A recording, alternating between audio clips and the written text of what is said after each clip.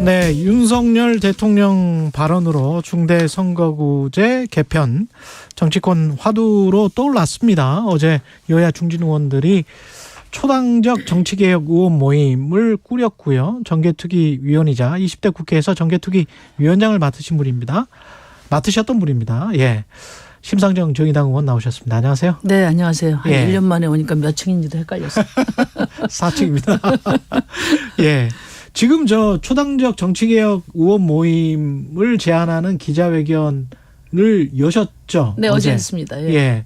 지금 현재 뭐 정성호, 조혜진뿐만이 아니고 뭐 다른 의원들, 국민의힘 의원들까지 해서 뭐 하는 게 있습니까? 최용두 의원, 김영배, 김종민, 이탄희, 뭐 최용두.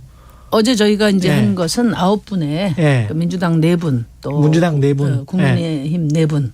아, 이게 이제 정성호, 조혜진. 이렇게 해서 9분의 예. 중진 의원이 예. 이제 300명의 의원님들한테 예. 친전으로 이제 그 제안서를 발송을 해서 그렇군요. 이제 그 의원들이 한번 함께 해보자. 예. 이렇게 이제 제안을 드렸습니다. 거기에는 무슨 뭐 큰 방향이 있습니까? 그러니까 이제 우선 뭐 어제 그 모인 의원님들이 여러 차례 회의를 했는데요. 예. 안 하면 안 되지 않습니까? 그렇죠. 그러니까 예. 때마다 정치개혁 얘기는 많이 나왔지만 한 번도 된 적이 없고 또 지난 20대 때 천신만고 그때 했지만 위성정당으로 좌초됐잖아요. 예. 그러니까 올해는 사실 정치개혁의 인저리 타임이다. 그러니까 국민들이 준 마지막 추가 시간이다. 예. 이렇게 생각을 합니다. 예. 그러니까 의원님들 다 공통으로 생각하는 게 이런 거예요. 지금 같은 이런 극단적인 진영 간의 대결 정치에 국민이 있냐, 민생이 있냐, 미래가 있냐, 예. 아니면 우리 의원들의 소신 정치가 가능하냐. 그래서 이런 퇴행적인 정치는 국민의 삶과 국가의 발전을 가로막고 있다. 그런데 정치를 이렇게 만든 것도 정치인의 책임이고 또 그걸 개선하는 것도 정치인의 권한이니까 너무 탓하지 말고 예. 이번에 한번 제대로 해보자. 예. 그렇게 된 거고요. 예. 이제 그 방향은 이제 그 지금 뭐 대한민국이 큰 도전에 직면해 있지 않습니까? 예. 지금 뭐 기후 문제도 그렇고 미중 패권 문제 또 지정학적인 안보 위기 국내로 들어오면은 이제 불평등과 지역 소멸 또 뭐 저출생과 그 고령화 문제, 젠더 문제, 또 뭐 세대 문제 이런 난제들을 머리 맞대고 해결할 수 있는 정치로 나가야 된다. 예. 네, 그게 이제 핵심이고 이제 그러려면 뭐 그 점에 대해서는 다 동의를 합니다. 예. 네. 그렇겠죠. 네, 그래서 근데 이제 네. 하우가 가장 큰 문제잖아요. 네, 예. 그래서 이제 어떻게 했는데 중요한 것은 이제 뭐 일을 되게 하려면 공통점부터 찾고 그렇죠. 또 이제 어기창을 놓으려면 이제 차이를 벌리는 일부터 하는데 그러네요. 그러니까 저는 뭐 300명 의원님이 우리 9명 중진 의원뿐만 아니라 모든 의원들이 정치개혁 해야 된다는데 다 동의합니다. 그리고 왜 해야 되느냐. 예. 무엇을 바꿔야 되느냐. 예. 이 부분에 대한 합의를 한 150명 이상이 그 합의를 공고히 해내면 예. 그러면 이제 그에 부합하는 제도 설계는 전문가들의 도움을 받아서 정개특위에서 해낼 수 있지 않냐. 이렇게 150명 이상이. 네네. 예. 이렇게 생각을 합니다. 지금 왜냐하면 9명이 모이셨고 지난 9월에 출범한 초당적 정치개혁 모임이라고 또 따로 있잖아요. 네. 민주당 김영배, 국민의힘 최용두 이렇게 중심이 돼서 하는 것들. 그러면 다 합쳐져야 됩니까 이것들이? 그러니까 이제 저희가 어제 제안을 하고 예. 먼저 했던 그 초재선 의원 모임이 적극적으로 그 환영 입장을 공개적으로 밝히겠다는 의견을 전해왔어요. 당연히 합치게 될 거고요. 합치게 될 이번 것이다. 주 중에 이제 아마 연석회의도 하게 될 거고요. 아, 그렇군요. 그리고 이제 아까도 말씀드렸지만 9명 중진 의원이 이제 300명 의원님들한테 또 제안을 했기 때문에 저희는 최소한 뭐 한 150명 이상 의원들이 참여해서 한번 그 왜 바꿔야 되는지 뭘 바꿔야 되는지에 대한 합의라도 확실하게 좀 최대 공약서를 만들어 보자. 왜냐하면요. 뭐 정개특위에서 논의할 수 있고 또 각 당의 입장도 있고 뭐 또 뭐 대통령 또 무슨 이런 권력의 입장도 있는데 네. 중요한 것은 이제 정개특위만 하더라도 그렇습니다. 제가 7번째 정개특위위원을 하고 있는데 이 선거제도 개혁은 동료 의원들의 이해관계도 직결돼 있고 그렇겠죠. 또 뭐 윗사람 눈치도 봐야 되고 그러니까 와서 당론이 결정되고 안전하기 전까지 아무 말도 안 합니다. 그러니까 와가지고 이제 현안 뭐 다루는 현안에 대한 자기 입장 이야기하고 가버려요. 예. 그렇기 때문에 이 부분을 제대로 정개특위에서 자기 역할을 하려면 이 의원님들이 자신 있게 이야기할 수 있는 가이드라인이 있어야 되는 거죠. 그런데 그 가이드라인 누가 만듭니까? 그래서 이제 이번에 그 초당적인 의원 모임을 만들게 된 건데요. 물론 당론도 있지만 선거제도는 당대당의 입장 차이도 있지만 의원 간의 지역 간의 이해관계가 더 또 치열합니다. 그렇겠죠. 네, 그렇기 때문에 어쨌든 150명 그러니까 절대 다수 의원들이 정치개혁의 방향과 원칙에 대해서 합의를 하면 이제 그것을 제도적으로 설계하는 일은 사실 시뮬레이션도 해봐야 되고 하니까 전문가들의 도움을 받고 정개특위에서 그 큰 원칙에 부합하는 제도를 만드는 과정에서 이제 지역 간의 특성이라든지 또 의원 간의 이해관계라든지 또 정당 간의 이해관계들을 조율해 내면 그런 절차로 가야 되지 않나. 정개특위 위원장을 오랫동안 하셨는데 아니 정개특위 위원장은 네. 6개월밖에 못했습니다. 저는 예. 위원을 여러 번 했습니다. 위원을 여러 번 하고. 근데 그 의원님이 생각하는 어떤 가이드라인까지는 아니라도 그 방향 속으로 생각하고 계시는 방향은 있을 거 아니에요? 일단은 이제 왜 바꿔야 되느냐 하는 데 대해서는 저는 우리 9명의 중진 의원뿐만 아니라 대다수의 의원들이 그 거의 공감하고 있다고 봐요. 첫째로는 이제 이 국회라는 거는 5천만을 대변하는 대의기구지 않습니까? 그렇죠. 그런데 우리 국민들한테 나를 대변하는 정치가 있냐? 그러면 대부분 없다고 할 겁니다. 그럼 대한민국 국회는 도대체 누굴 대변하냐?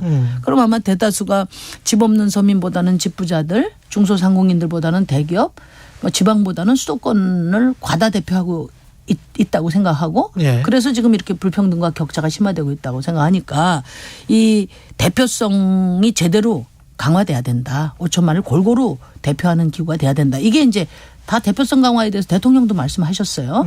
그리고 이제 두 번째는 뭐냐면 투표를 해서 선출을 하는데 지금 소선거구제는 한 명이 한 표라도 더 많이 얻은 사람이 당선이 되고 예. 낙선자한테 준 표는 다 사표가 되잖아요. 그렇죠. 그러니까 전국 선거를 통계해 보면 한 50%의 유권자의 표가 사표가 되는 겁니다. 그러면 현재 대한민국 국회를 구성하고 있는 의석수가 실제 투표 민심에 비례해서 구성됐느냐에 대해서 강력한 문제제기가 되고 있는 거거든요. 네.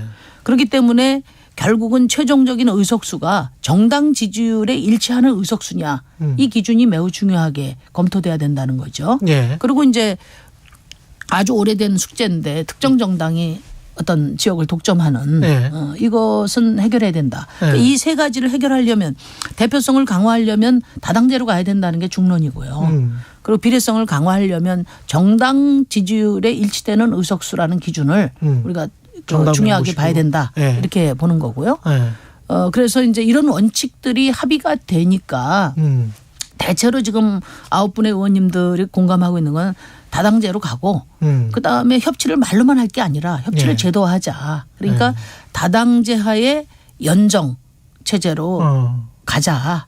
그러니까 사실은 정치개혁보다는 더 큰 정치 교체의 방향으로 거기에 나가자. 4년 중임제랄지 개헌이랄지 이런 것들도 방향에 포함되어 있습니다. 근데 이제 그거는 이제 선거 국회의장께서 말씀하셨는데 선거제도가 일정하게 합의가 이루어지면 그 토대 위에 개헌 절차법을 띄우겠다는 거거든요. 예. 그래서 이 선거제도 개혁이 다당제 하에 협치가 가능한 제도화되는 방향으로 가면 그 토대 위에 이제 지금 대통령 중심제를 어떻게 손볼 것인가 권력구조 개편 문제까지 논의가 나갈 수 있다고 보고 이제 일단은 지금 먼저 선거제도 개혁이 선행돼야 그다음 예. 일도 가능하다 이렇게 보고 있는 거죠. 현실적으로 국민의힘이나 민주당 두 거대 정당의 지도부가 어떤 생각을 가지고 있는지 어떤 정치적인 이해 득실을 따지고 있는지도 굉장히 중요할 것 같은데 어떤 생각인 것 같아요? 어떤 의중을 속으로는 가지고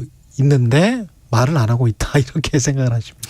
그러니까 이제 제가 이렇게 예. 오랫동안 정치개혁을 하면서 예. 이 정치개혁이 하여튼 뭐 정도의 차이는 있지만 이렇게 성사가 되려면 세 가지 조건이 필요한 것 같습니다. 예. 하나는 이거를 의원들이 결정을 해요. 어찌됐건. 그러니까 의원들 간의 이해관계가 조정이 돼야 되죠. 예. 지방에 농촌에 있는 의원님 다르고 서울에 있는 의원님 다르거든요. 두 번째는 뭐냐면은 이게 가장 본질적인 문제인데 국민의 이해관계가 이제 반영이 돼야 되지 않습니까? 예. 그러니까 국민의 대의기구니까 대표성이 제대로 돼야 되고 비례성이 충족이 돼야 된단 말이에요. 예. 그래야 국민이 지지할 거 아닙니까? 예. 그다음에 세 번째는 뭐냐면 권력의 생각이 중요한 거죠. 그래서 예를 들면 뭐 다수당을 대통령. 확보해서 예. 뭐 안정적인 국정을 하겠다든지 또는 다음에 집권을 하겠다든지 이런 어떤 입장들이 또 이 세 가지가 이제 충족이 돼야 이 선거제도 개혁이 가능하다고 이렇게 보는데 상당히 어렵겠네. 네, 그래서 선거제도 개혁이 개헌보다 더 어렵다고 하는 거거든요. 예. 그렇지만 이제 그동안에 뭐 거의 단골 손님처럼 정치개혁 중진들이 이야기를 했는데 안 된 이유는 결국은 기득권 때문에 안 됐는데 그렇죠. 지금은 아마 국민들이 그러니까 이번에 정치개혁을 하지 않으면은 기득권조차도 유지하기 어려운 그런 정도의 국민적 압력이 있을 때 저는 가능하다고 보고 지금 그런 상황이다. 지금은 이제 얼마 전에 제가 그 갤럽 여론조사를 보고 깜짝 놀랐는데요. 중도층. 네, 아니 예. 정치개혁을 해야 되냐 말아야 되냐 하면 절대적으로 해야 된다고 하지만 예를 들면 노동개혁, 연금개혁 무슨 또 교육개혁 이런 현안 민생 현안과 이렇게 나열해서 정치개혁의 순위를 매길 때는 후순위였어요 늘. 그랬는데 이번에는 40%의 국민이 정치개혁이 최우선이다 그렇더라고요. 이렇게 예. 말씀을 하셨거든요. 예. 그만큼 지금 대한민국을 가로막고 있는 게 바로 지금과 같은 팬덤 정치, 진영 정치, 혐오 정치라고 우리 예. 국민들 모두가 공감하고 있기 때문에 저는 뭐 이번에는 이제 그 정치인들이 해내야 되지 않을까 그렇게 생각합니다. 알겠습니다. 더 뭐 노동이나 연금, 교육개혁과 관련해서도 여쭤볼 게 꽤 있었는데 지금 뭐 시간이 좀 그러네요. 지금 말씀하신 거는 한국갤럽이 지난 3일부터 5일 동안 조사한 것이고요. 자세한 내용은 중앙선거 여론조사의 홈페이지를 참조하시면 되고 1분도 안 남았는데 아 그렇습니까? 예, 대통령 노동, 연금, 교육개혁 지금 구체적인 뭐는 안 나왔습니다만 특히 노동과 관련해서는 뭐 방향이 좀 있는 것 같은데. 그거 전에 선거제도 개혁 간단히 말씀드리면요.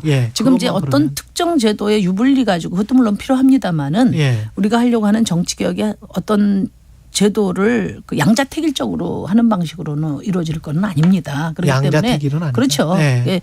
그런 목표와 방향이 있으면 그것에 부합하는 절충점. 제도를 조합해내는 것이기 때문에 조합. 네. 그래서 뭐 어떤 제도 하나를 절대적으로 놓고 논쟁하는 것은 효과적이지 않다 그렇게 생각합니다. 네. 그런 거는 아니다. 분명히 절충을 해야 되는 부분들이 대통령께서 있다. 한 3대 개혁은 다음에. 3대 개혁은 다음에. 말씀드리겠습니다. 심상정 정의당 의원이었습니다. 고맙습니다. 네, 감사합니다. 1월 10일 화요일 KBS 1라디오 최경영의 최강시사였고요. 잠시 후 이슈 오도독 김재원 전 국민의힘 최고위원, 신경민 전 민주당 의원 출연합니다. 내일 아침 7시 20분에 뵙겠습니다. 고맙습니다.